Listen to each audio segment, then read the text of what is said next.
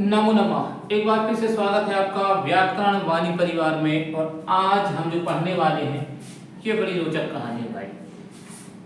दशरथ का नाम सबने सुना है, प्रभु श्री राम के पिताजी हैं। इनको एक श्राप दिया गया था। क्या दिया गया था? श्राप। लेकिन वो किसमें बदल गया था? वरदान में। दशरथ की मृत्यु को क्यों हुई? उस समय उनके बेटे साथ में क्यों नहीं थे? ये सब इसी के कारण है। किसके कारण? श्रवण कुमार के कारण। रामायण में सबसे महत्वपूर्ण भूमिका किसकी है? श्रवण कुमार की। अब आप कहते हैं कि वो तो हमने कभी सुना ही नहीं, उनकी कहानी नहीं आती। तो आज सुनिए। श्रवण कुमार के जो माता पिता हैं, माता और पिता, ये दोनों अंधे हैं। कैसे हैं? अंधे हैं। और ये घर पर रहते हैं। कहां पर रहते हैं? घर पर। इनकी जो पत्नी है, इसकी श्रवण कुमार की, ठीक है ना, वो इनके साथ कुछ अनुचित व्यवहार कर देती है। श्रवण कुमार अपने काम पे चले जाते हैं, काम से जब लौट के आते हैं तो उनका प्रतिदिन का नियम था, अपनी पत्नी से उन्हें बोल रखा था कि तुम्हें प्रतिदिन हमारे माता पिता को खीर खिलानी है। क्या खिलानी है? खीर। क्या खिलानी है? खीर। उसने बोला ठीक है, जैसा आप बोले वैसा करेंगे। लेकिन अब उसके माता पिता अंधे हैं, उनको समझ में नहीं आता खीर कैसी होती। एक होती खिचड़ी। क्या होती है? खिचड़ी। तो जो पत्नी है वो प्रतिदिन क्या बनाती थी? अपने लिए खीर और अंधे माता पिता के लिए खिचड़ी। एक दिन श्रवण कुमार काम से जल्दी आ गया। प्रतिदिन रात को आता था, पता चला माता पिता खाना खाए और सो गए। लेकिन एक दिन वह जल्दी आ गया और उसने खाना खाते हुए माता पिता को देख लिया और उन्होंने कहा कि अरे आप ये क्या खिचड़ी खा रहे हो? क्या तबीयत ठीक नहीं है क्या आपकी? बोले नहीं नहीं, मैं तो खीर खा रही हूं, हम तो प्रतिदिन यही खाते हैं।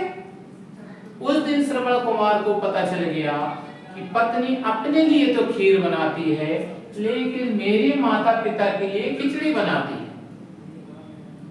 उसको लगा कि गलती पत्नी की नहीं, गलती मेरी है, अर्थात श्रवण कुमार की। किसकी? श्रवण कुमार की। तो श्रवण कुमार ने उसी दिन यह निश्चय कर लिया कि मैं पश्चाताप करूंगा। अब मैं अपने माता पिता को कांवर में बिठाकर तीर्थ यात्रा करूंगा। क्या करूंगा? तीर्थ यात्रा। किसमें बिठाकर?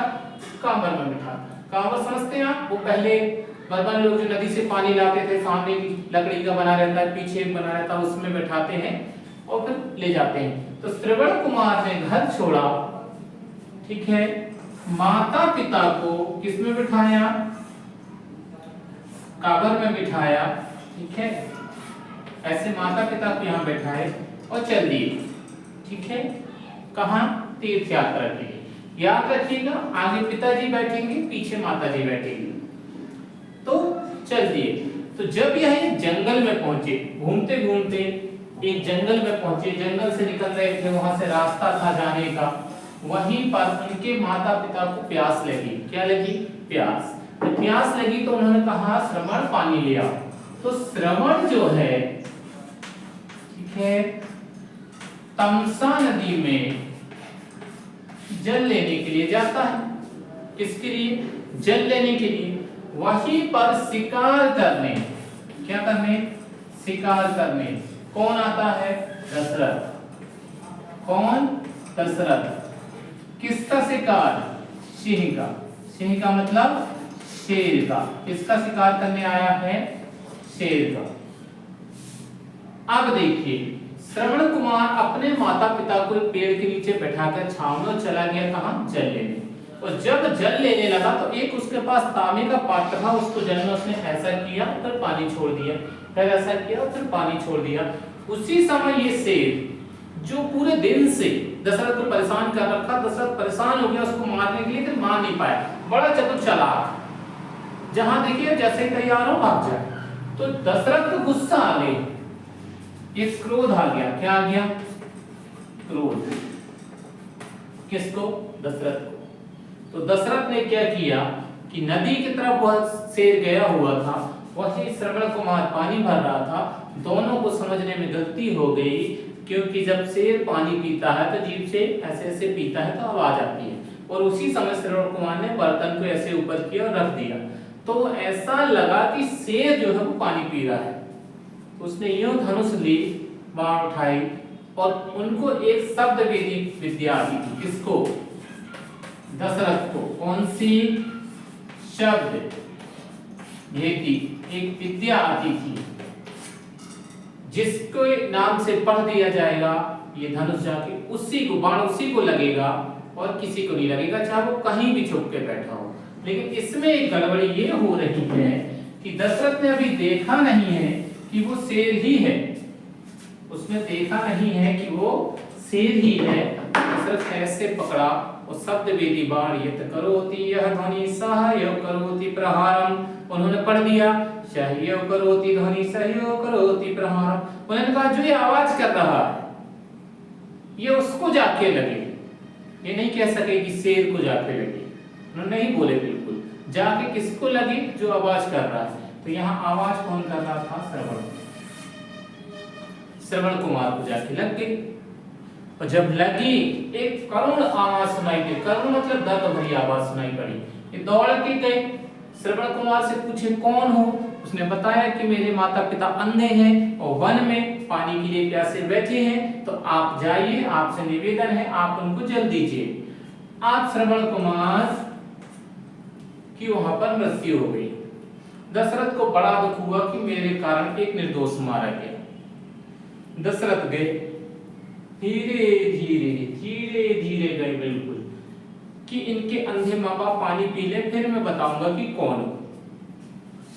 याद रखिएगा, आपके माता पिता, आपकी बहन, आपके भैया, आपके चाचा आपके पैरों की आवाज को पहचानते हैं।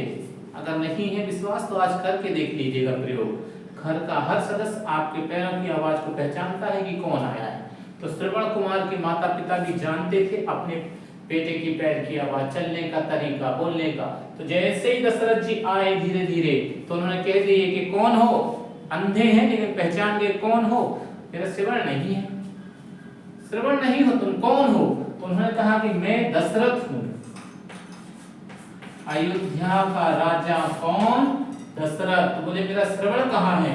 तो बोले धोखे से वो मेरे हाथों मारा गया, धोखे से वो मेरे हाथों मारा गया। अब ये ध्यान रखिएगा, ये अब आ गया, ठीक है, श्राप और वरदान।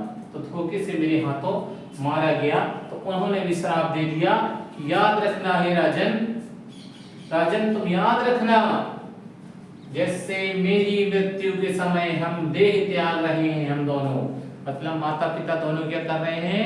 देह त्याग रहे हैं, और हमारा बेटा हमारे पास नहीं है। उसी प्रकार जब तुम देह त्यागोगे अर्थात मरोगे, तुम्हारा बेटा भी तुम्हारे साथ नहीं रहेगा, पहला। दूसरा, मेरा बेटा जंगल में है, तेरा बेटा भी जंगल में रहेगा। दूसरा, मेरा बेटा तो जंगल में है, तेरा बेटा भी कहाँ रहेगा?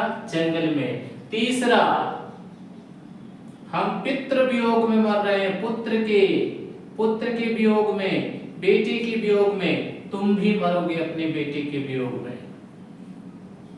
अभी भी उनका मन नहीं भरा, उनका याद रखना मेरा बेटा हम लोग को अग्नि नहीं दे पा रहा है, हम दोनों प्राण त्याग रहे हैं, हमारा बेटा अग्नि नहीं देगा, जैसे तुम्हारा बेटा भी तुम्हें अग्नि नहीं देगा। ये जब उन्होंने श्राप दिया तो दशरथ जी इतने उदास हो गए कि लगे कि उनकी दुनिया में कुछ बचा ही नहीं, दुनिया में कुछ बचा ही नहीं। लेकिन जैसे ही वो थोड़ी आगे आए, एक पेड़ के नीचे बैठ गए, कई घंटे तक बैठे रहे, रोते रहे। जब उनको एकदम से ध्यान आया कि मेरा तो कोई पुत्र ही नहीं है,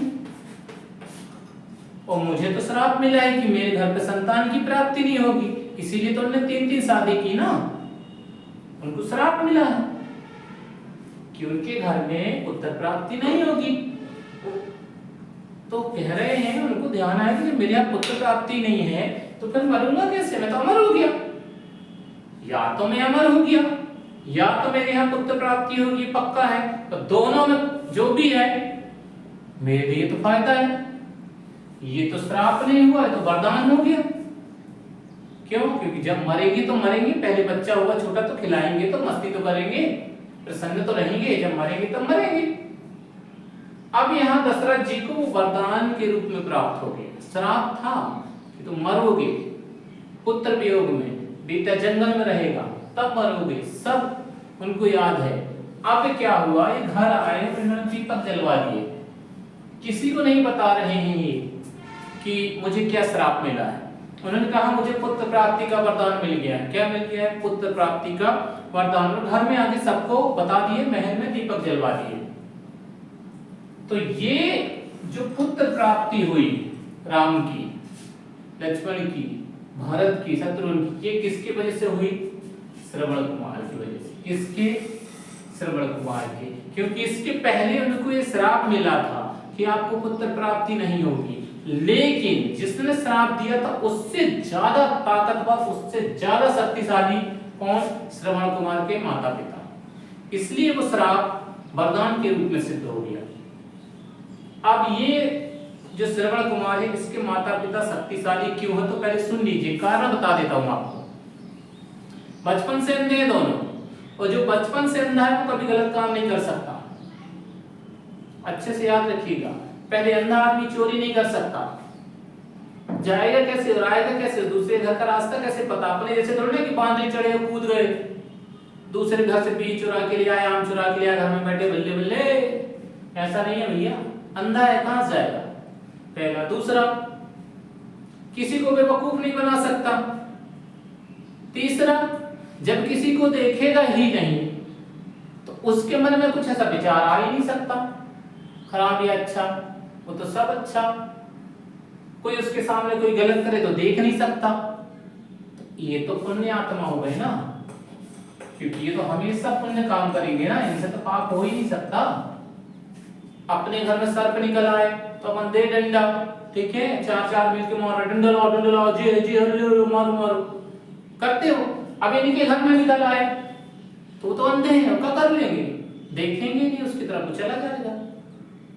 तो ये पुण्य आत्मा है, ज्यादा शक्तिशाली, इसलिए पहला वाला श्राप कटा।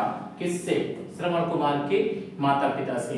यही कारण है कि दशरथ जी के बेटे को अर्थात राम को वनवास हुआ। यही कारण है कि मंथरा का दिमाग घूमा, यही कारण है कि केकई का दिमाग घूमा, यही कारण है कि भरत उस समय नहीं थे। अगर भरत होते तो केकई में इतनी हिम्मत नहीं थी, मंथरा में इतनी हिम्मत नहीं थी कि राम को वनवास भेज दे। ध्यान रखिएगा, ये जो श्राप है यही रामायण का पूरा रचनाकार है। अगर उस समय याद रखिए जब राम भगवान को वनवास का भेजने के लिए तैयार हुए थे, अगर वहां भरत होते तो क्या जाने देते? नहीं, लड़ लेते वो अपनी माता से, मंत्रा को तो कूट कूट के बेहाल कर देते हो, लेकिन नहीं थे, ननिहाल में थे। दूसरा, जब उनकी मृत्यु हुई दशरथ की तब भी नहीं थे, क्योंकि भैया वहां तो श्राप मिला है ना। अब समझ में आ रहा है कि राम जी को वनवास क्यों हुआ, दशरथ जी की मृत्यु क्यों हुई, भरत क्यों थे ननिहाल में। ये सब श्रवण कुमार के माता पिता का श्राप है, जो अपनी अपनी योजना के अनुसार काम कर रहा है।